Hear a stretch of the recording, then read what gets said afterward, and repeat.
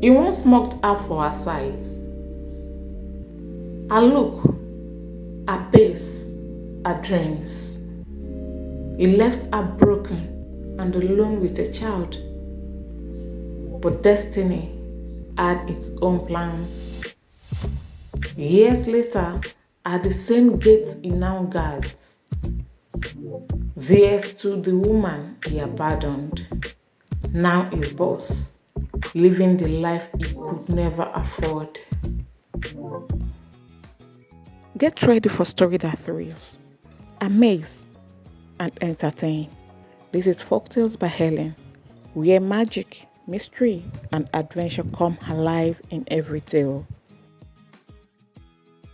In the busy heart of Abuja, love once bloomed between two struggling souls. A young couple, Daniel and Clara.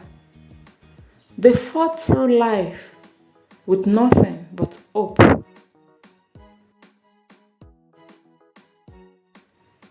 They were young, in love, and full of dreams.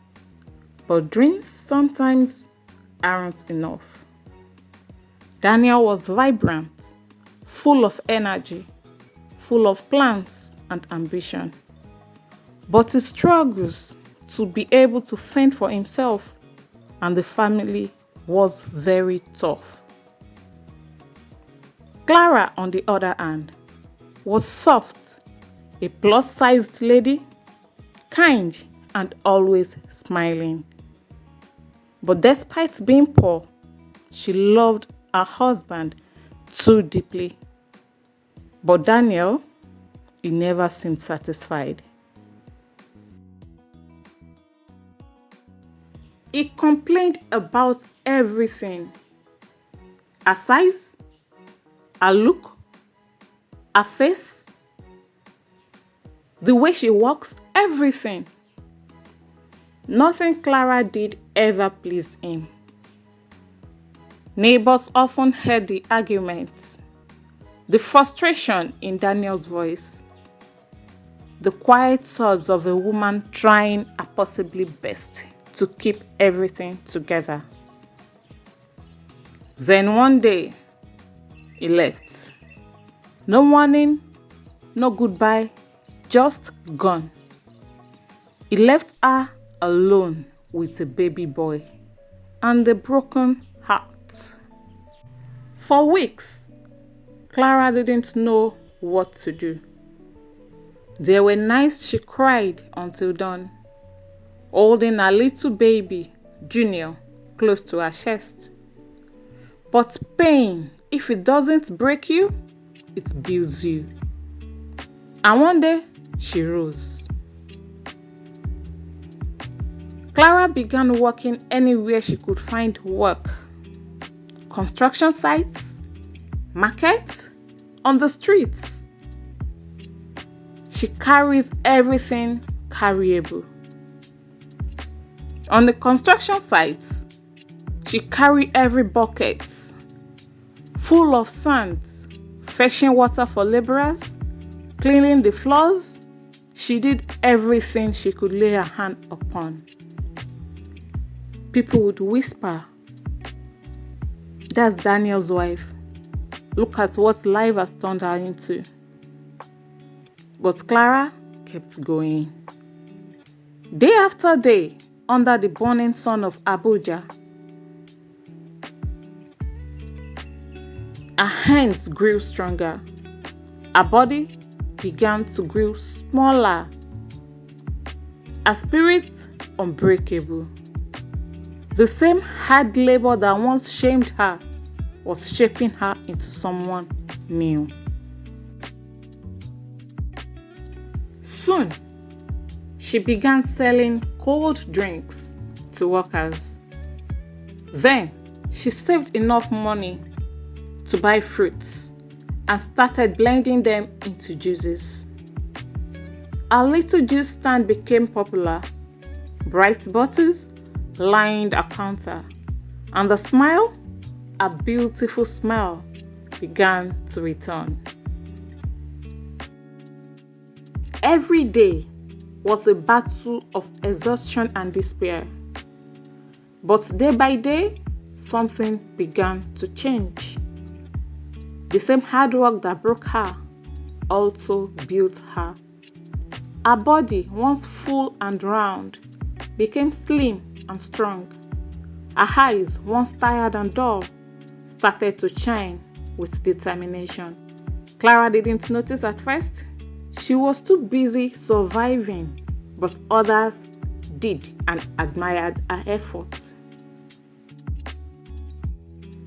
It was there she met him, Richard.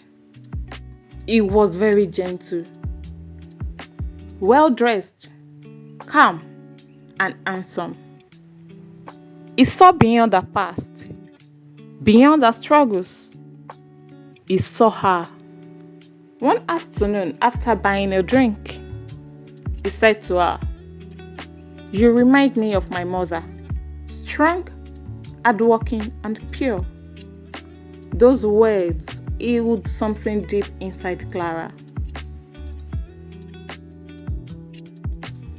Clara's juice business started booming little by little. She left the site and moved to the streets to get access to more customers. As the months turned into years, their friendship blossomed into love. Clara's business grew, one shop after another. Clara now owns a bigger fresh juice store with lots of customers. Junior and Richard always comes to visit her at her office. Richard loved Junior as much as he loves Clara, and eventually they got married. Now, she lived in a beautiful mansion in Maitama. She had a family, a thriving business, and the peace she never knew before. Her son, Junior, had grown into a cheerful, brilliant 7-year-old boy.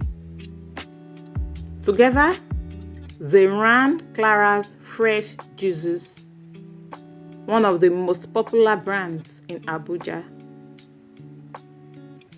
Life, it seemed, had finally smiled on her. But fate had one more surprise waiting. One bright afternoon, the mansion's new gatekeeper arrived. Clara had gone out that day for supplies, and when she returned, stepping out of her car, she saw him. A man standing at the gate, older, tired, worn by time.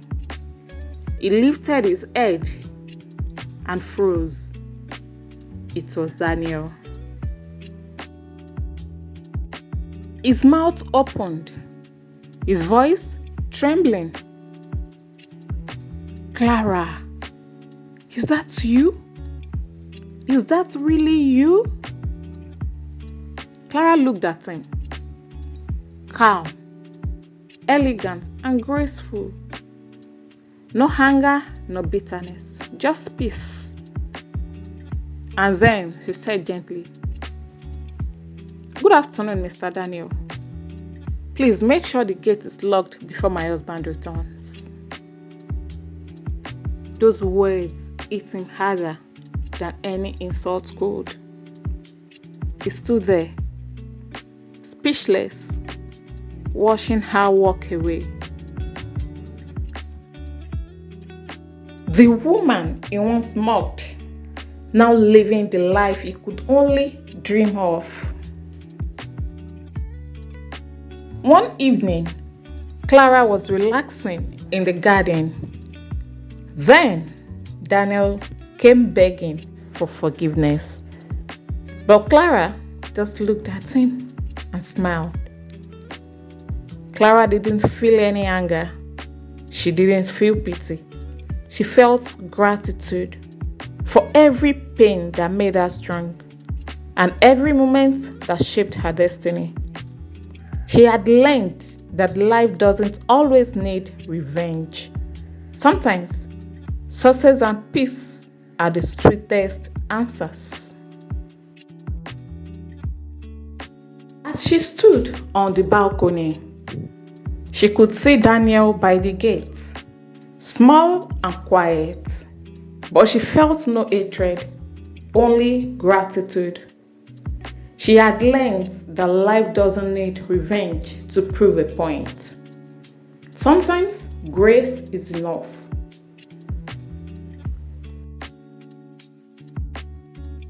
That evening, Clara stood on the balcony with Richard and Junior.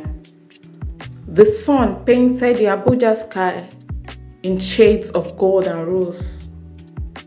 Junior laughed softly, chasing bubbles in the air, watching birds as they fly over. Richard smiled and said, "I am proud of you. I am proud of the woman you have become. I admire your strength and spirit." And say, "You built something out of nothing." She had built a life of dignity, beauty, and success, all from the ashes of abandonment.